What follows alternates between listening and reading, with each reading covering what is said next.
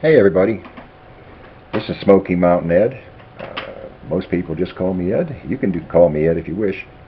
I live in the Great Smoky Mountains, which is the southern end of the Appalachians, which run all the way from North Georgia, clear up to, I'm going to move the camera just a little bit, clear up to northern Maine. One heck of a hike if you're young enough to do it. I wish I were. Okay. Where I got my origin. Actually, all of us are immigrants. Even the Native Americans, or because they came across the land bridge during the Ice Age from the Orient. Let me have a sip of my coffee. Now, my grandfather, many times removed, was from Wales. My grandmother lived in the Liverpool area. How they got together, I have not the foggiest idea. But somewhere down... I'm sorry, I'm probably going to have to piece this a little bit. For some reason the camera quit working a couple spots in this, so... Anyway, I was talking about my great, I'm going to move the camera a little bit again. Grandparents. I don't know how they got together. Anyway, they moved to... religious persecution. They had to give up everything they owned, and they sailed from Great Britain to New York.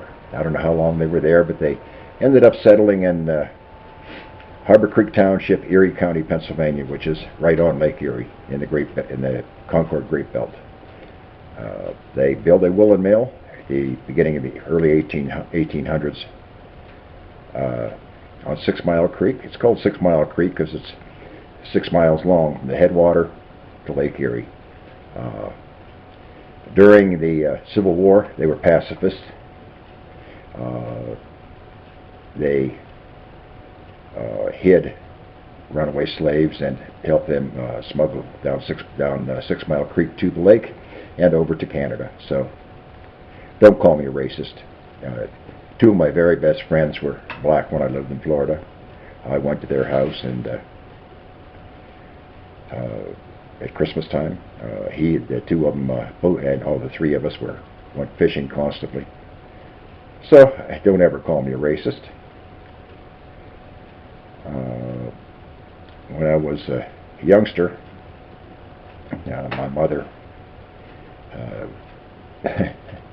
she never waited and said, wait till your dad gets home. She had a metal fly swatter with a handle on it about that long, and I can't tell you the number of times she wrapped that across the back end of my sister and I. We learned respect at a very young age.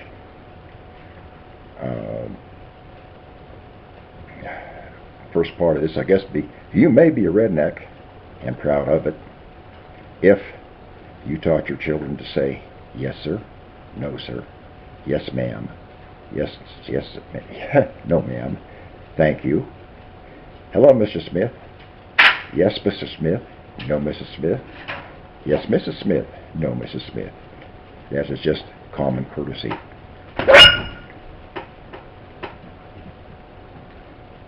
That was Junior. I stepped on his foot. Actually smacked him on the nose for being where he's not supposed to be. Okay, we're going to end this little section, and then we're going to go on to another section that was cut out, and I'm going to have to cut in piece. It's about... Anyway, at 18, I left Erie and joined the United States Navy. I got out 7 years later in 1965. The Vietnam War was just starting to heat up. All right, immigration. You may be a redneck if, and proud of it, you believe immigration should be restricted. Now, I am all for legal immigration. I believe that if someone has a job, then they should be able to be moved to the top of the list and brought in. And I also believe if they have a sponsor, they should be able to be brought in. But, well, and of course, all the rest of the people on the list just have to wait their turn and their time, which my parents did.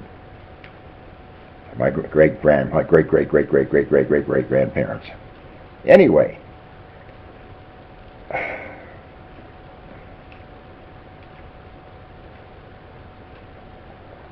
I do believe if you came into this country illegally, and there are so many here that no, it's impossible to deport them all.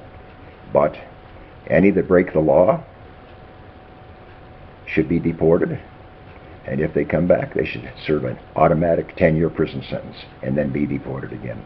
That's what I believe. I'm sorry. I'll probably get a lot of heat over that one. Now, burning the American flag. There was an institution of higher learning in, I believe, was Massachusetts, very expensive private school, that recently, I watched it on YouTube, students tear down the flag and burn it. Now, I will say I spent 8 years of my life defending their right to do that. But if I were there when they did it, I'd have beaten them to a bloody pulp. At least as much of a bloody pulp as a 76-year-old man can, of course. I may have got my rear end kicked, but then I'd have had one heck of a good time doing it. They just don't realize the hundreds of thousands of men and women that lost their lives so that they have that right to do that. It's not right. All right, now our sitting president, Barack Obama, when he was running for his second term, made a statement that certain parts of the country clung to their church and arms, their church and firearms, yes. Church and guns, I think. I think he said. And he's right. We go to church. I have 6 long rifles, all semi-automatics. I have a 12-gauge shotgun, semi-automatic. And I have this one, which is a .380. I carry that on my hip everywhere I go, as long as it's legal. If there's a sign on the window of the door, I leave it in the car. Or if it's a government building, it stays in the car. But other than that, it goes with me everywhere I go. Now, I don't have a concealed carry permit, so it has to stay out from underneath my shirt where it can be seen. I will tell you this, that, and you may be a redneck and approve of this, if anyone tries to take them, whether it be the federal government, I don't believe the military would do that, because I've been in the military. I know how they feel. They would side with the citizens. I believe I was talking about no one is going to take my guns. No one, and I mean no one, is ever going to harm anyone in my immediate family, whether it be my 4 furry canine friends or the 5 cats.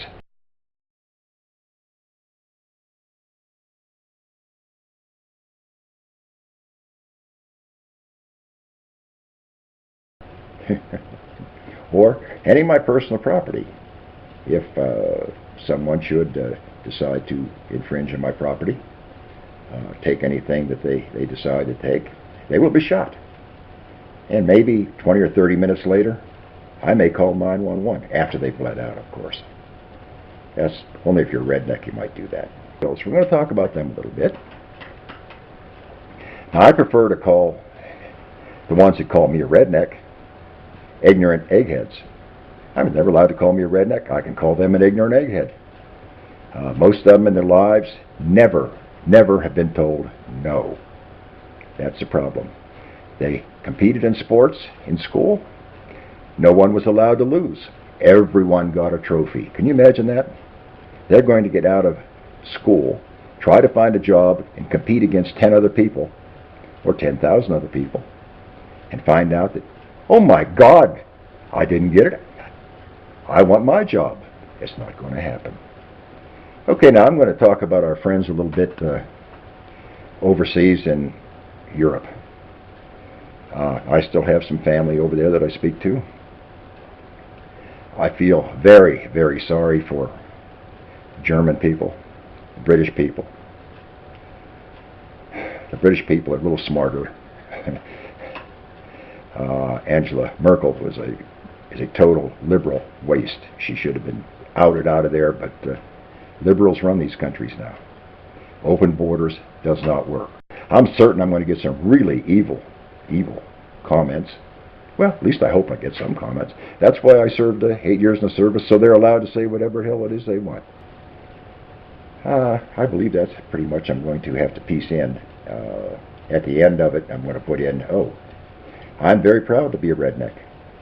You can call me whatever you want, as long as you don't mind me calling you a stupid egghead.